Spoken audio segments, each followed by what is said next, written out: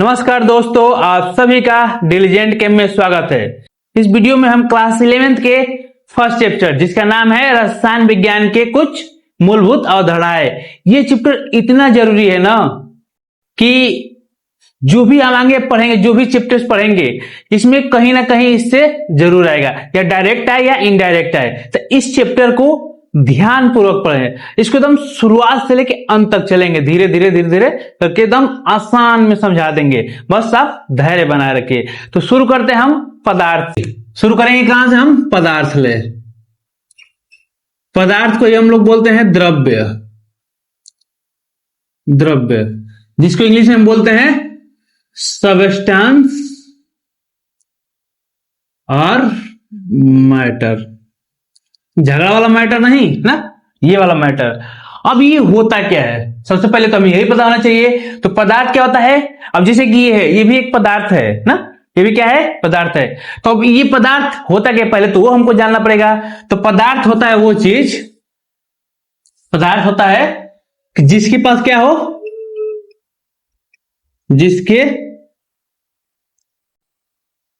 जिसके पास वजन हो। वजन अर्थात द्रव्यमान हो। क्या हो? द्रव्यमान हो। और क्या? वह स्थान घेरता हो। वह स्थान घेरता हो, उससे हम लोग क्या बोलते हैं? पदार्थ कहते हैं। अब पदार्थ का वर्गीकरण देख लेते हैं। पदार्थ का वर्गीकरण, ठीक, जिसे हम लोग बोलते हैं क्लासिफिकेशन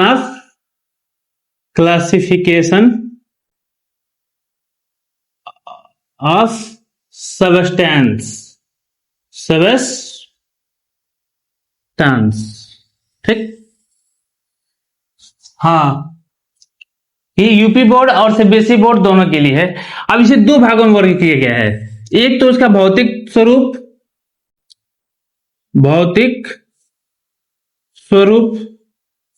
और दूसरा होता है रासायनिक स्वरूप। मुख्यतः ये दो भागों में बटे, रासायनिक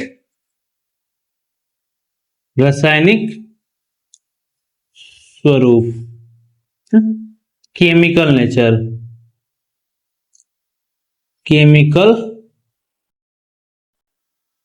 नेचर,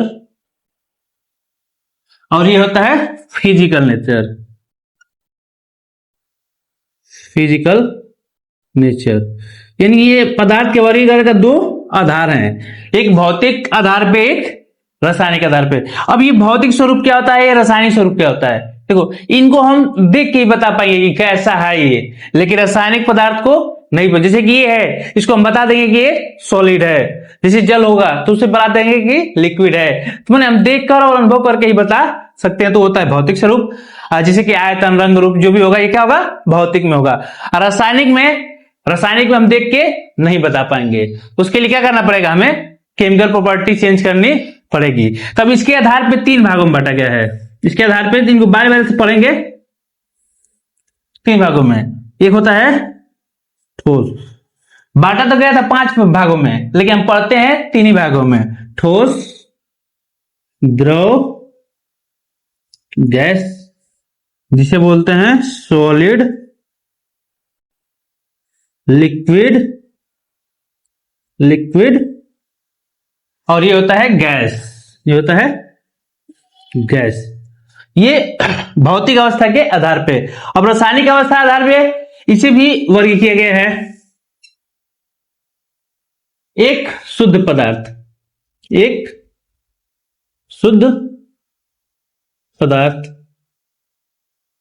जिसे हम लोग बोलते हैं प्योर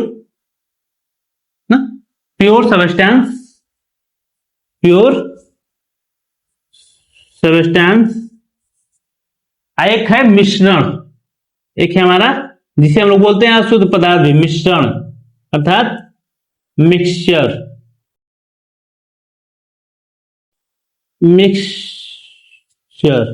ठीक। अब इस शुद्ध पदार्थ को भी दो भागों में बांटा गया है। एक तत्व जिसे बोलते हैं एलिमेंट। इनको बारी बारी से पढ़ेंगे आगे। एलिमेंट। एक है यौगिक। क्या है? यौगिक, जिसे हम बोलते हैं कंपाउंड, जिसे बोलते हैं कंपाउंड। अब इन्हें भी वर्गीकृत किया गया है, इन्हें भी 3 भागों में वर्गीकृत किया गया है। एक धातु, फिर अधातु, फिर उपधातु। उपधातु इसे बोलते हैं मेटल, इसे बोलते हैं नॉन मेटल, इसका नाम है मेटोलॉइड, इसे बोलते हैं मेटेलॉइड। अब इसे भी 2 भागों में बांटा गया है, एक तो कार्बनिक और दूसरा अकार्बनिक। ठीक। अब मिश्रण को भी 2 भागों में बांटा गया है, एक समांगी, दूसरा विषमांगी। विषमांगी। ठीक। ये हमारा एक जनरल वर्गीकरण है किसका? पदार्थ का। अब इनको हम बारी बारी से पढ़ेंगे। तो शुरू करते हैं हम भौतिक स्वरूप को पढ़ना। तो भौतिक के आधार पर ना, भौतिक स्वरूप के आधार पर वर्गीकरण पढ़ते हैं। ठीक है? ठोस, द्रव, गैस। क्या था? ठोस, ये था द्रव, ये था गैस। ठीक। अब इसके लिए मैं एक चित्र बना दे रहा हूं, थोड़ा सा हल्का सा, बस इस चित्र को ध्यान देना।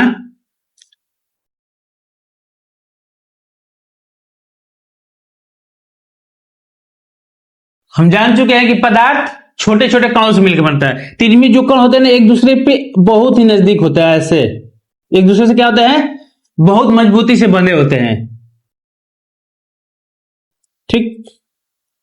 ये दूसरे पे क्या लगाते हैं? बल लगाते हैं। अब इसमें क्या होता है? थोड़ा सा दूर दूर होते हैं ना?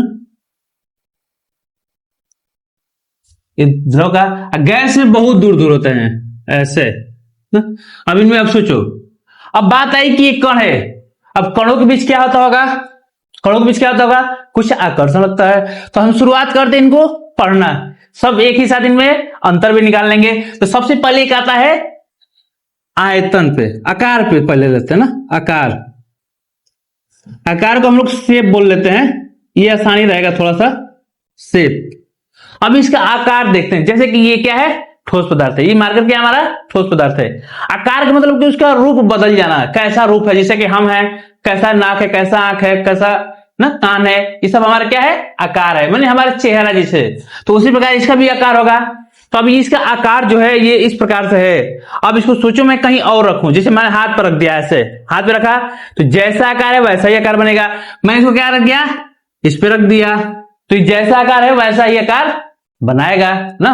ये अपना आकार क्या करेगा? बदलेगा नहीं। तो हम कह देते हैं कि इसका आकार क्या है? निश्चित है ना? इसका आकार क्या है? निश्चित है। अब इस पे आते हैं द्रव पे। अब इसका आकार निश्चित होगा का, जैसे कि देखो ये बोतल में पानी है, ये क्या है? बोतल में पानी है। अब इसका आकार देखो ऐसे है ना, जैसा ये आकार है वैसा बना हुआ है। अब ऐसे कर दूं मैं, इसी को देखो, अब कैसा आकार बन गया? बदल गया ना, इसका आकार क्या हो गया? चेंज हो गया। अब ऊपर जब इधर था पानी तो ऐसे आकार बना था, अब इसके किधर हो गया आकार? ऐसे हो गया ना, ऐसे देखो नीचे की तरफ, इधर देखो ऐसा आकार बन गया। यानी आकार क्या हो रहा है? ये चेंज हो रहा है। यानी कि जैसे हम कोई चीज बदल रहे हैं, ये क्या हो रहा है? चेंज हो रहा है। तो हम क्या कह सकते हैं कि इसका आकार क्या है? अनिश्चित है। क्या है इसका आकार? अनिश्चित। अब ये गैस है, गैस का आकार, अब सोचो सिलेंडर में भरा होगा तो सिलेंडर के आकार का होगा। और जैसे इसको हम खोल देंगे पूरे रूम का आकार जैसा हो जाएगा ना, पूरे रूम का आकार जैसा क्या हो जाएगा? हो जाएगा। तो इसका मतलब कि इसका आकार क्या है? अनिश्चित है, अनिश्चित है। अब आते हैं इसके आयतन पे। आयतन, आयतन किसे कहते हैं? किसी वस्तु द्वारा घेर गया आयतन को हम बोलते हैं वॉल्यूम। वॉल्यूम ना। अब आयतन क्या होगा इसका, यानी किसी वस्तु द्वारा घेरे गए स्थान को ही उसका आयतन कहते हैं। अब ये है ठोस ही, देखो मार्कर क्या है हमारा, ठोस है। अब जैसा इसका आकार है आयतन है, आयतन जितना घेरेगा, देखो जितना ये मार्कर होगा ठीक उतना ही स्थान में दिखेगा नहीं। इसका मतलब कि इसका आयतन क्या है, निश्चित है। इसका आयतन क्या है, निश्चित है, निश्चित। अब इसका आयतन क्या होगा, अब सोचो ये जितना पानी होगा, ये समझ लो क्या है, ये बोतल ले लिए, ये बोतल मान चलो आधा लीटर का है बोतल, ठीक कितना है, आधा लीटर का। अब ये आधा लीटर का है तो आधा लीटर का यह स्थान घेरेगा। अब इसको हम बड़े वाले बर्तन में किसी में रख दें, क्या करें, बड़े बर्तन में, तो उसमें जो आधा लीटर होगा बर्तन का उतना ही घेरेगा, पानी तो बदलेगा नहीं। जिस आधा लीटर इसमें है तो उसमें भी आधा लीटर ही रहेगा। इसका मतलब कि इसका क्या है, आयतन, आयतन क्या है इसका, निश्चित है। इसका आयतन क्या है, निश्चित है। अब इसमें इसी में बच्चे बड़ा कंफ्यूज होता है आकार और आयतन में। अब इसके आयतन कैसे पता करेंगे ना, अब सोच रहेंगे बच्चे की सर जैसे कि उसमें आधा लीटर कह रहे हैं, इसमें भी आधा लीटर कह दीजिए कि आधा लीटर गैस हो तो आधा लीटर ही गैस रहेगा, चाहे किसी में रखे, ऐसा नहीं है। आयतन घेरा गया स्थान मैंने बोला, न कि मात्रा बोला, घेरा गया स्थान। वो जितना है बोतल आधा लीटर का, तो आधा लीटर का स्थान घेर लिया। अब कोई 1 लीटर का बोतल हो, कोई 1 लीटर का बोतल हो तो उसमें रखेंगे जब पानी, तो वो आधा लीटर का ही स्थान घेरेगा, न कि 1 लीटर का घेरेगा ना, बढ़ेगा नहीं, नहीं कम होगा।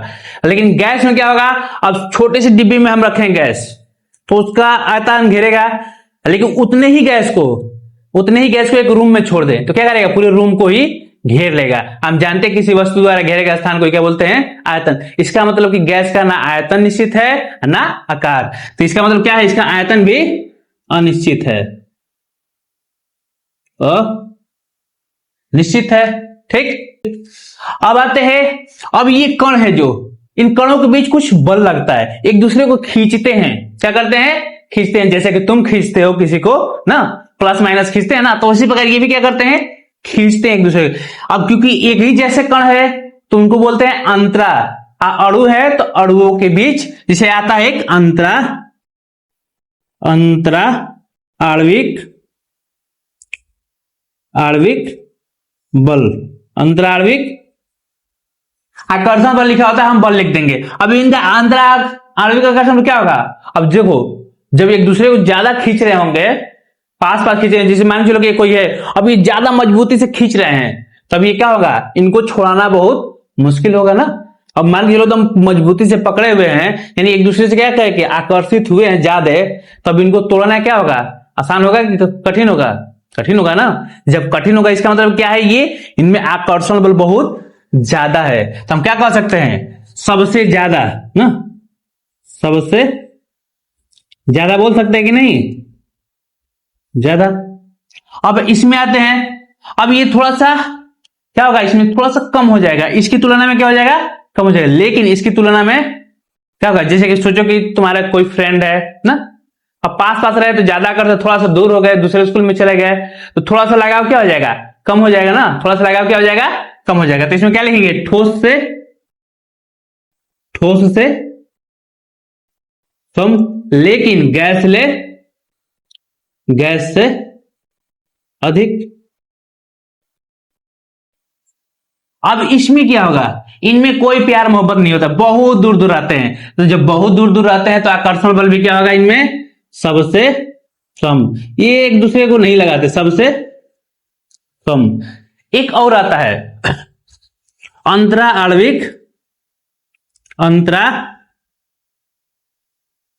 आणविक स्थान या दूरी, स्थान बोल सकते हैं या दूरी। अब सोचो ये आकर्षण तो ज्यादा लगा रहे हैं, अब सोचो ये याद करने रटने की जरूरत ही नहीं है, बस सोचो अब ये ज्यादा एक दूसरे को खींच रहे हैं, और जब ज्यादा एक दूसरे से लगाव है तो उनमें दूरियां क्या हो जाएगी, कम अपने आप ही हो जाएंगी ना।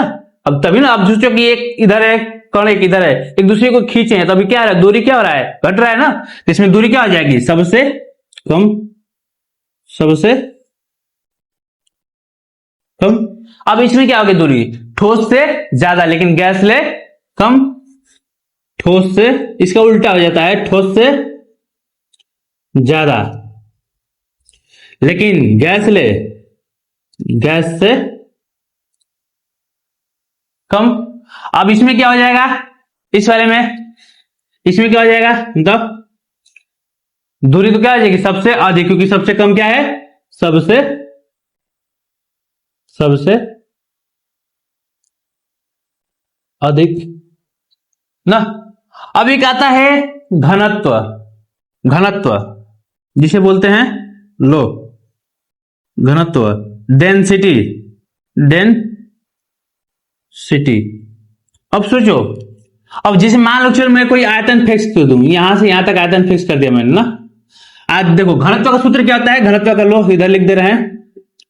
घनत्व बराबर होता है द्रव्यमान बटा में आयतन। क्या होता है, द्रव्यमान बटा में आयतन। अब ये क्या होगा, मान के चलो मैं कहूं कि ये आयतन मैंने यहां से यहां ले लिया। अब इसमें कितने कण आ रहे हैं, जितने, अब देखो ज्यादा कण आ रहे हैं, और ज्यादा कण आएंगे तो द्रव्यमान भी ज्यादा होगा, क्योंकि हमने क्या लिखा है, आयतन को तो फिक्स रखा है। तो आयतन को जब फिक्स रखेंगे तो डेंसिटी किसके प्रोपोर्शनल हो जाएगी, द्रव्यमान की हो जाएगी ना। तो इसका मतलब ये क्या होगा, इसमें सबसे अधिक होगा, घनत्व क्या होगा, अधिक, उच्चतम लिख देते हैं ना, घनत्व क्या होगा, उच्चतम। ठीक। अब इसमें घनत्व ठोस से कम, ठोस से कम, ठोस से कम। अब इसमें नगण्य हो जाएगा, घनत्व क्या हो जाएगा, अब इतना ही आयतन है, कितने कण आ रहे हैं बताओ, 2 कण आ रहा है, तो बहुत कम हो गया ना। अब इसमें क्या आ रहे थे, इतना आयतन लोगे तो 6 कण, इसमें ज्यादा कण आ रहे थे, तो इसमें क्या होगा, सबसे कम, सबसे कम। बस इतने। अगर हमसे अब अंतर ही पूछेगा तो हम इसी चार्ट से लिख सकते हैं, स्क्रीनशॉट ले लो अब। ठीक। अब देखते हैं कि क्या ये आपस में रूपांतरण हो सकते हैं, कि ठोस को गैस में बदल सकते हैं, गैस को द्रव में बदल सकते हैं, इनका रूपांतरण देख देते हैं ना। पदार्थ के अवस्थाओं मतलब क्या, ठोस, द्रव, गैस, पदार्थ के अवस्थाओं में रूपांतरण, क्या लिख सकते हैं, ट्रांसफॉर्मेशन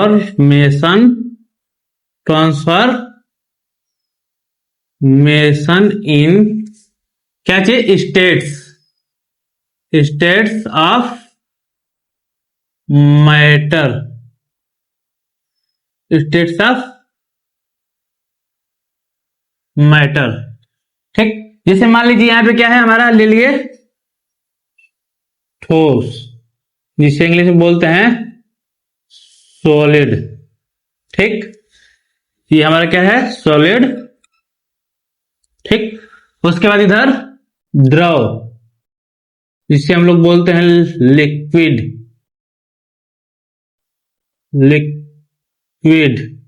ये हमारा क्या है, लिक्विड। एक इधर ले लेते हैं गैस, इधर क्या लेते हैं, गैस, ये है गैस। ठीक। ये 3 अवस्थाएं थे। अब क्या इनको हम एक दूसरे की अवस्था में बदल सकते हैं, हाँ बदल सकते हैं। कैसे बदल सकते हैं, देखो, छोड़ के जाना मत, इस वीडियो को एकदम पूरे अंत तक देखना।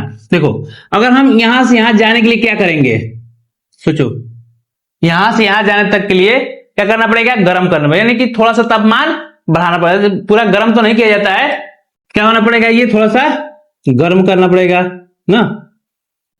ठीक। अब इस द्रव को गैस में बदलना तो भी क्या करना पड़ेगा, गर्म करना पड़ेगा ना। ठीक। अगर हमें इस गैस को क्या करना पड़ेगा, द्रव में लाना पड़ेगा। अब गैस है, जैसे कि देखो, मुंह से कोई गर्म हवा है, जिसे हम लोग छोटे बचपन में क्या करते थे, आगे खेलते थे, ऐसे करके फेंकते थे किसी पे, जो धुआं होता था गर्म होता था, क्या होता था, गर्म होता था। वो कैसा होता था, गैस होता था। हाथ में जब लेते थे तो ठंडा होता था, तो हाथ में क्या होता था, पानी पानी जैसा हो जाता था ना, तो क्या बन जाता था, द्रव। तो जब धुआं था तो गर्म था, हाथ में आके क्या हो गया, ठंडा हो गया। जब ठंडा तापमान कम हुआ तो क्या बन गया, वो द्रव बन गया। इसके लिए मतलब कि क्या करना पड़ेगा हमें, अगर गैस से द्रव में बदलना हो तो हमें करना पड़ेगा ये ठंडा, ये क्या करना पड़ेगा, ठंडा, यानी तापमान को कम करना पड़ेगा। उसी प्रकार द्रव है, याद करो फ्रिज में रख के करते हैं, अगर द्रव से ठोस में बदलना हो तो भी हम क्या करेंगे, ठंडा है। अब सोचो ठोस से द्रव में बदलने की प्रक्रिया क्या कहेंगे?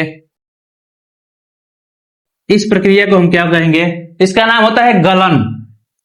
मैंने एक सामान्य तापमान पे हो गलन, जिसको इंग्लिश में बोलते हैं फ्यूजन। फ्यूजन। अगर हमसे पूछेगा कि गलन किसे कहते हैं तो क्या कहेंगे? कि ठोस वह प्रक्रिया जिसमें सामान्य तापमान पर ठोस क्या हो जाए, द्रव में बदल जाए, उसे हम क्या बोलेंगे? गलन। उसे क्या बोलेंगे? गलन। अगर हम द्रव को गैस में बदलना पड़ेगा तो इसके लिए तो तापमान देना पड़ेगा, जिसका हम कहते हैं क्या चीज? वाष्पीकरण। इसको क्या बोलते हैं? वाष्पीकरण, जिसको इंग्लिश में बोलते हैं वेपोराइजेशन। वेपोराइजेशन। ठीक। अगर हमें क्या करना हो, इस गैस को द्रव में बदलना हो तो इसे बोलते हैं संघनन। इसे क्या बोलते हैं? संघनन। इसे इंग्लिश में बोलते हैं कंडेंसेशन। कंडेंसेशन। ठीक है।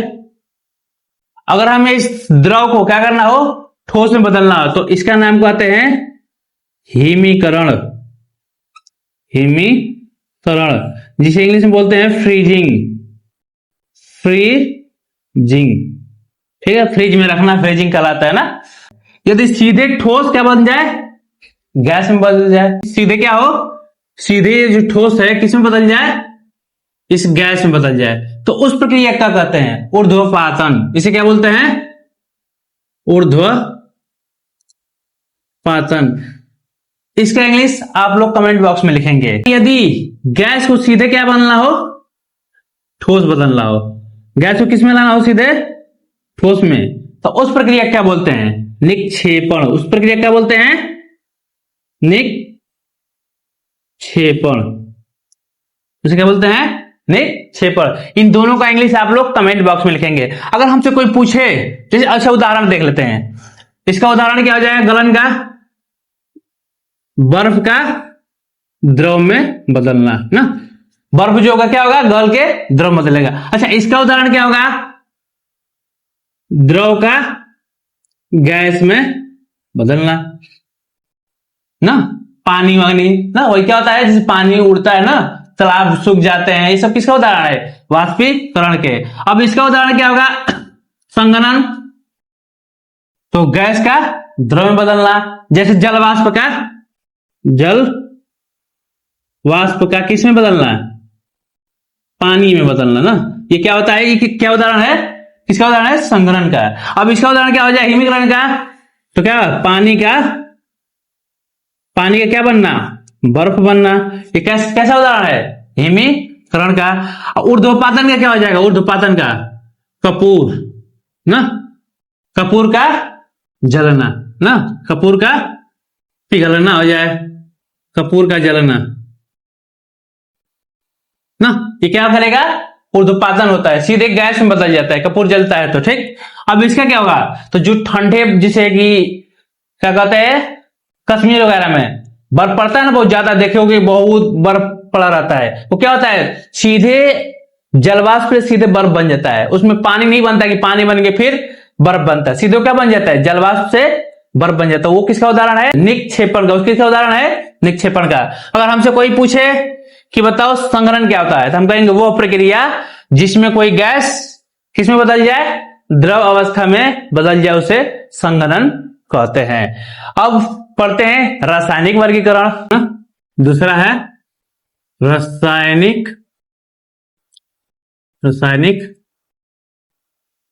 स्वरूप। मैंने बोला था इसको दो भागों में बांटा गया है। एक था शुद्ध पदार्थ ना, इसे बोलेंगे शुद्ध, अर्थात ये क्या है? प्योर है, ये प्योर है। ठीक। अब ये क्या होगा? एक मिश्रण। ठीक, जिसे हम लोग बोले थे मिक्सचर। ठीक। अब ये शुद्ध पदार्थ क्या होते हैं? शुद्ध पदार्थ जैसे हम लोग कहते हैं ना कि शुद्ध चीज लाना। शुद्ध चीज मतलब क्या? उसकी प्रॉपर्टी सेम हो, एक जैसे गुण हो ना, उसका गुण कैसा हो? एक जैसा हो, और इनके एक ही प्रकार जैसे कणों से मिलकर बना हो, ये क्या हो, इसको इसे क्या बोलेंगे, एक ही प्रकार के, एक ही प्रकार के कणों, कणों का मतलब क्या हो सकता है, अणु भी हो सकता है या परमाणु भी हो सकता है। सर ये क्या होता है, अणु और परमाणु। जैसे देखो हाइड्रोजन है अकेले, ये है परमाणु, अगर इसी हाइड्रोजन के एक और जोड़ दिया जाए यानी दो हाइड्रोजन कर दिया, ये क्या है, अणु। तो ये दोनों हो सकते हैं, अकेला नहीं होता। शुद्ध पदार्थ मतलब क्या है, एक ही प्रकार के कणों से मिलकर बना हो, कणों से बना हो। और क्या हो, इनकी रासायनिक प्रकृति, रासायनिक प्रॉपर्टी, रासायनिक गुण क्या हो, समान हो। रासायनिक गुण क्या हो इनका, समान हो, तो उसे बोलेंगे हम शुद्ध पदार्थ। अब शुद्ध पदार्थ को भी दो भागों में बांटा गया है। अब ये दो चीज हो सकता है शुद्ध, एक तत्व, एक यौगिक, एक तत्व एक यौगिक, इसे बोलते हैं कंपाउंड, ये होता है एलिमेंट, एलिमेंट, ठीक है। अब तत्व किसे कहेंगे, यौगिक किसे कहेंगे। तो देखो ये तत्व होता है क्योंकि शुद्ध पदार्थ का ही भाग है, तो तत्व उसे हम कहेंगे एकदम छोटा, शुद्ध पदार्थ का एकदम सूक्ष्मतम कण, शुद्ध पदार्थ का सूक्ष्मतम कण, जिसे रासायनिक अभिक्रियाओं द्वारा क्या हो, तोड़ ना सके। इसका मतलब ये क्या होगा, एक ही प्रकार के परमाणु से बना हो, एक ही प्रकार के परमाणु। देखो वहां पे क्या था, कणों था, यहां पे परमाणु से बना हो।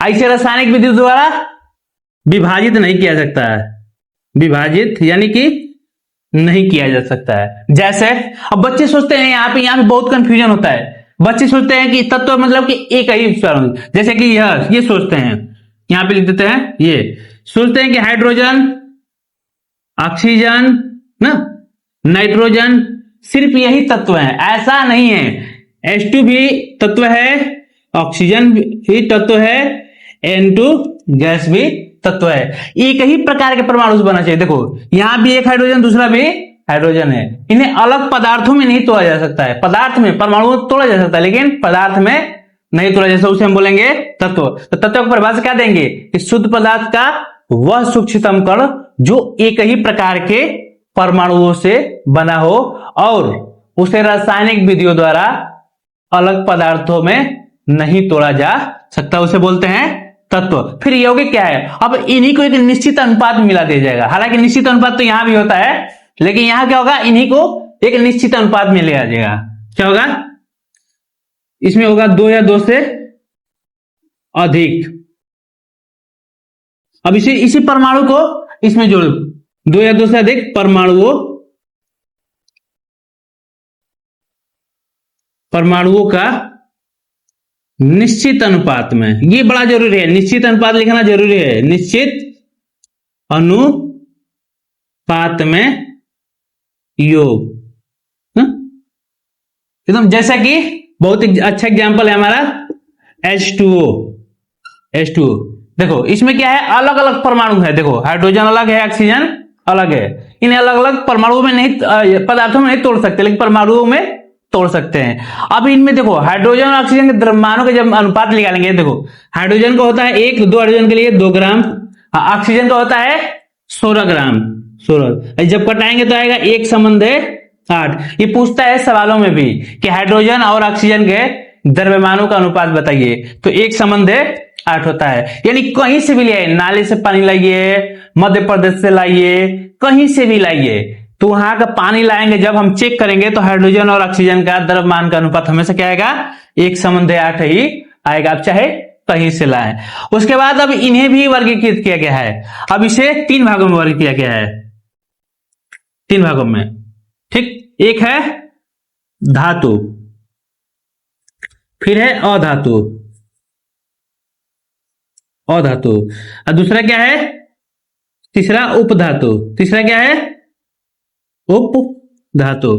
इसका इंग्लिश हमने बता दिया। अब धातु क्या होगा, जो आसानी से इलेक्ट्रॉन दान कर दे, इलेक्ट्रॉन दान कर दे। ये क्या हो, इलेक्ट्रॉन को ग्रहण करे। ये दोनों, ये काम क्या करे, दोनों कार्य ये क्या करेगा, दोनों करेगा। मतलब सर समझ में नहीं आया, समझा दीजिए। देखो ये धातु होगा ना, माने वो तत्व होंगे जो क्या करेगा, आसानी से इलेक्ट्रॉन को दान कर देगा। जैसे कि देख लो सोडियम ना, यहां पे देखो दिख रहा है क्या, जैसे कि सोडियम ये क्या करता है, इसमें क्या होता है 2 8 1। हम जानते हैं कि अष्टक पूरा करने के लिए क्या करेगा, आसानी से एक इलेक्ट्रॉन को क्या करेगा, दान करेगा। तुरंत क्या कर देगा, ये इलेक्ट्रॉन दान करके क्या बन जाएगा, Na+, यानी क्या हो जाएगा 2 और 8, अस्थाई हो गया। ये आसानी से इलेक्ट्रॉन दान कर दिया। इसका मतलब ये क्या है, सोडियम धातु है। इसी प्रकार मैग्नीशियम हो गया, एल्युमिनियम हो गया, ये सब क्या है, धातु है। फिर तब ये अधातु कौन होंगे, जो आसानी से इलेक्ट्रॉन को ग्रहण करे। जिसे बहुत फेमस है फ्लोरीन भी हो सकता है, ऑक्सीजन भी हो सकता है ना, नाइट्रोजन भी हो सकता है, फ्लोरीन भी हो सकता है। किसी एक का लेते हैं उदाहरण, जैसे देखो फ्लोरीन का ये होता है 2 7, ठीक। अब ये क्या करेगा, एक इलेक्ट्रॉन के इसके पास कमी है तो क्या करेगा, इलेक्ट्रॉन पाना चाहेगा और जल्दी से पाना चाहेगा, तो क्या करेगा, एक इलेक्ट्रॉन को ये ग्रहण करेगा, ग्रहण करके क्या बन जाएगा, फ्लोरीन माइनस। अब यहां पे अस्थाई हो गया 2 8 ना, तो ये क्या होंगे, अधातु होंगे। एक एग्जांपल बहुत अच्छा था सर, तब हाइड्रोजन क्या होगा, हाइड्रोजन ना, ये हाइड्रोजन सर क्या होगा, अधातु होगा या धातु होगा, तो ये अधातु है। ये क्या है, अधातु है, क्योंकि हम जानते हैं अष्टक पूरा होना चाहिए, लेकिन हाइड्रोजन केस में ड्यूलेट यानी बाहरी कोष में 2 इलेक्ट्रॉन होना चाहिए। अब सोचो इसके पास तो एक ही है, तो एक इलेक्ट्रॉन क्या करेगा, ग्रहण, लेकिन हम इसको पढ़ते हैं कि प्लस देता है, लेकिन होता है अधातु। तो हाइड्रोजन भी क्या है इसमें, अधातु। सर फिर ये क्या होगा, दोनों का, इस दोनों कार्य का मतलब क्या हुआ कि जब जरूरत पड़ेगा तो इलेक्ट्रॉन दान भी करेगा, और जब जरूरत पड़ेगा तो इलेक्ट्रॉन ग्रहण भी करेगा। अर्थात ये धातु और अधातु दोनों का गुण शो करता है। जैसे एग्जाम्पल क्या होगा, जर्मेनियम ना, जर्मेनियम और सेनिक ना, बिस्मिथ, ये सब क्या है, मेटोलॉइड है, अर्थात ये उपधातु है। अब ये यौगिक को भी 2 भागों में बांटा गया है। इस यौगिक को भी, इस एग्जाम्पल को मिटा देते हैं ना, इस यौगिक को भी 2 भागों में बांटा गया है। एक कार्बनिक जिसे बोलते हैं ऑर्गेनिक और गेनिक, एक होता है अकार्बनिक, इसे बोलते हैं इनऑर्गेनिक, इन और गेनिक, ठीक। अभी कार्बनिक और अकार्बनिक क्या होता है, इसमें तो नाम में ही लिखा है कि जिसमें कार्बन की उपस्थिति हो वो कार्बनिक होगा, और जिसमें कार्बन की अनुपस्थिति हो वो अकार्बनिक हो। जैसे कि देखो इसमें क्या हो जाएगा, हाइड्रोकार्बन ना, HY लिख दे रहा है, हाइड्रोकार्बन, प्रोटीन हो गया ना, और क्या हो सकता है, ग्लूकोज हो गया, जिसका सूत्र होता है C6H12O6, यानी जिसमें कार्बन होगा, मीथेन हो गया, सब ये सब क्या होंगे, कार्बनिक यौगिक हो गया। इसमें क्या होगा, जैसे कि जल हो गया ना, ये अकार्बनिक है, नमक हो गया ना, NaCl हो गया, सोडियम नाइट्रेट हो गया, NaNO3, ये सब क्या है, अकार्बनिक है। इनमें कोई देखो कार्बन नहीं दिख रहा है, ये क्या है, अकार्बनिक। अब बात आई, अब इस मिश्रण को पढ़ लेते हैं। मिश्रण को भी 2 भागों में बांटा गया है, मिश्रण को भी 2 भागों में। एक है समांगी, जिसे बोलते हैं होमोजीनियस, ठीक। एक होता है विषमांगी, जिसे बोलते हैं हेट्रोजीनियस। देखो इसी नाम में छुपा है, समांगी यानी समान अंगों वाले, यानी जिनमें अंतर हम ना कर सके। अब सबसे पहले ये क्या होगा, मिश्रण क्या होगा, मिश्रण जान लेते हैं। मिश्रण का मतलब ये होता है कि 2 या 2 से अधिक या तो तत्वों को मिला दिया जाए या तो यौगिकों को, दोनों को मिला सकते हैं। अब इन दोनों को मिला देंगे तो हमारा बन जाएगा मिश्रण, लेकिन इसमें किसी अनुपात की जरूरत नहीं है। जैसे बहुत हम लोग फेमस है रामदाना ना, तो लाई सब मिला के खाते हैं। ये सब क्या है, इसका कोई निश्चित अनुपात है नहीं, किसी भी अनुपात में मिला सकते हैं, तो सब क्या होते हैं, मिश्रण होते हैं। जैसे बालू कंकड़ मिला दें, सब क्या है, सब मिश्रण है। लेकिन मिश्रण भी दो प्रकार का हो जाता है, एक होता है समांगी मिश्रण, एक होता है विषमांगी मिश्रण। अब समांगी मिश्रण क्या होता है कि जिसे हम अलग अलग न देख पाए। जैसे मैं कहूं क्या चीज, चीनी ना और पानी,